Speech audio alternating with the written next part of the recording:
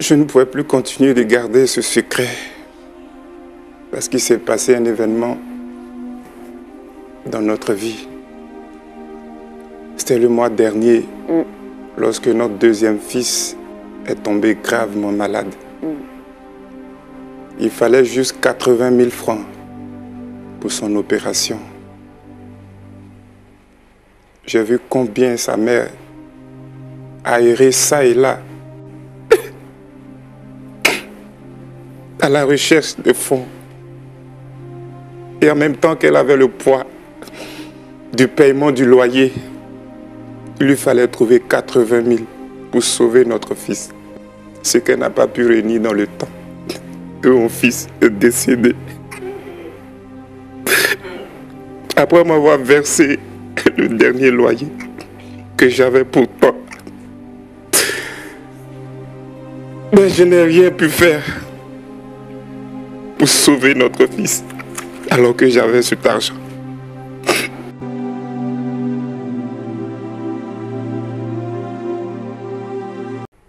J'ai décidé de venir ce soir sur votre plateau parce que j'ai quelque chose d'important à dévoiler ce soir. À ma chère et tendre épouse que j'aime tant. Franchement, c'est pas facile, mais je veux rompre le silence ce soir. Et à la fin, espérer avoir sa clémence, son pardon. Depuis 6 ans de couple, cette femme m'a toujours fait confiance. Elle n'a jamais douté de moi. Et je ne lui ai jamais rien caché. Sauf cette action que je vais lui dévoiler ce soir. Jour pour jour, que je tiens ce secret. Je n'en peux plus. J'estime que l'occasion est toute trouvée pour lui dévoiler ce secret. Par la grâce de Dieu, depuis 6 années que nous sommes ensemble, nous avons vécu dans de bons termes. Nous avons été toujours heureux, à part quelques disputes qui sont liées certainement à l'habitude de tout couple. Nous n'avons pas eu d'incident majeur. Nous avons toujours été en de bons termes pendant ces 6 années de couple. Elle a été toujours prompte à me suivre dans toutes les décisions que je prenais concernant la vie de la famille.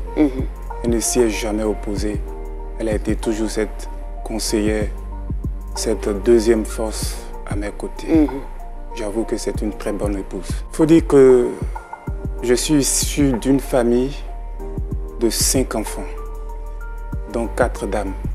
Je suis donc le seul fils de cette famille. Et mon père et ma mère nous ont véritablement donné une bonne éducation. Nous avons également vécu vraiment dans une parfaite harmonie, sans jamais avoir vraiment des situations désagréables.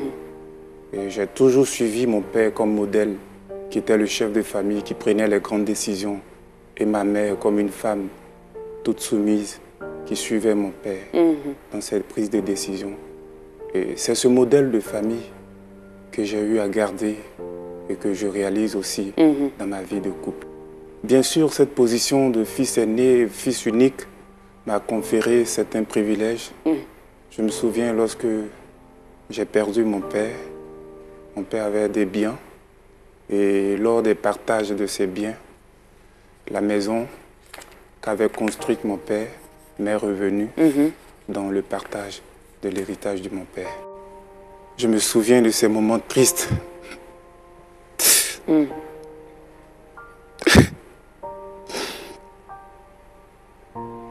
Je ne m'en revenais pas de ce départ brutal de mon père.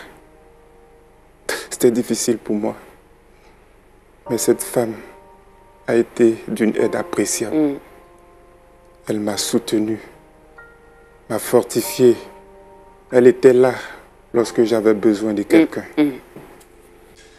Les choses n'ont pas été faciles après le décès de mon père. Un autre malheur, un autre événement triste a fait surface dans ma vie. J'ai perdu mon emploi. D'accord. C'était vraiment difficile. Il fallait joindre les deux bouts.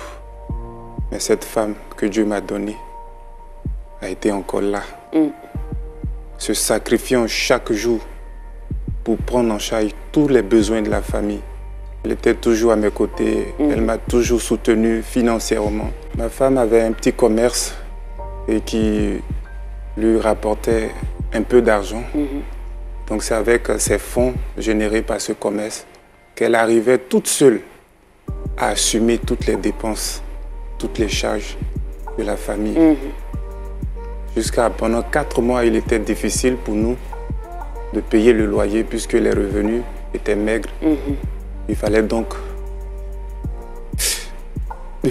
déménager, quitter la maison qu'on avait pour chercher un autre endroit. Et cette épouse était là. Elle m'a fortifié. Elle a donné tout ce qu'elle avait. C'est elle-même qui prenait en charge le déjeuner, mon argent de poche, tout ce dont j'avais besoin pour aller chercher le boulot. C'était de ses propres mains. Ça paraissait une porte de sortie, mais les choses ne se sont pas passées.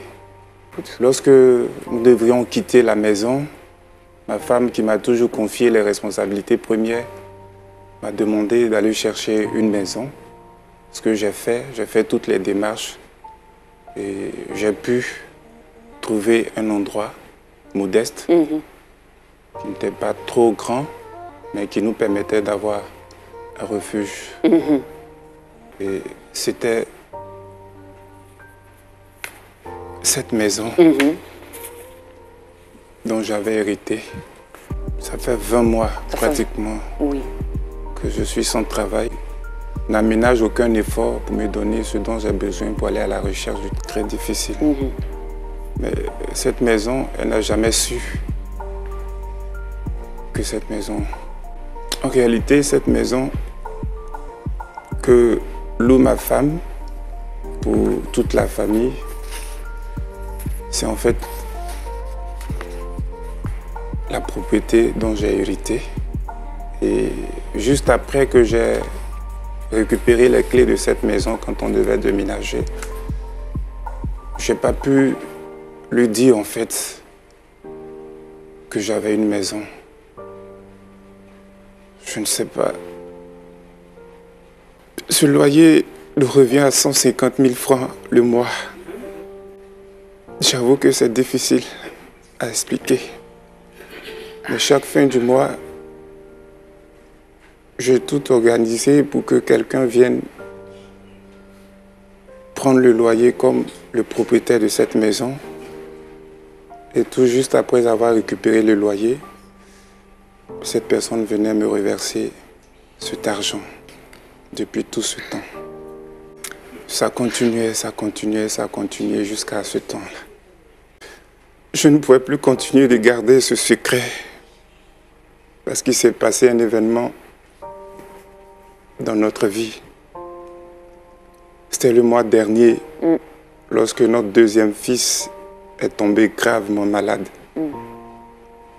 Il fallait juste 80 000 francs pour son opération. J'ai vu combien sa mère a erré ça et là.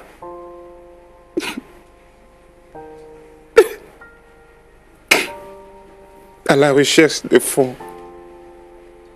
Et en même temps qu'elle avait le poids du paiement du loyer, il lui fallait trouver 80 000 pour sauver notre fils. Ce qu'elle n'a pas pu réunir dans le temps. Et mon fils est décédé. Après m'avoir versé le dernier loyer que j'avais pourtant, mais je n'ai rien pu faire pour sauver notre fils alors que j'avais cet argent. J'ai été marqué et depuis lors, je n'arrive plus à dormir. Chaque nuit est un enfer pour moi quand je vois le film de cette souffrance. Je ne pouvais plus garder ce secret. J'ai donc décidé, sur ce plateau, de demander pardon à mon épouse en lui envoyant le secret. Je ne sais même pas où tout cet argent est entré. Je ne sais pas quelle sera sa réaction. Très conscient que je lui ai transpercé le cœur.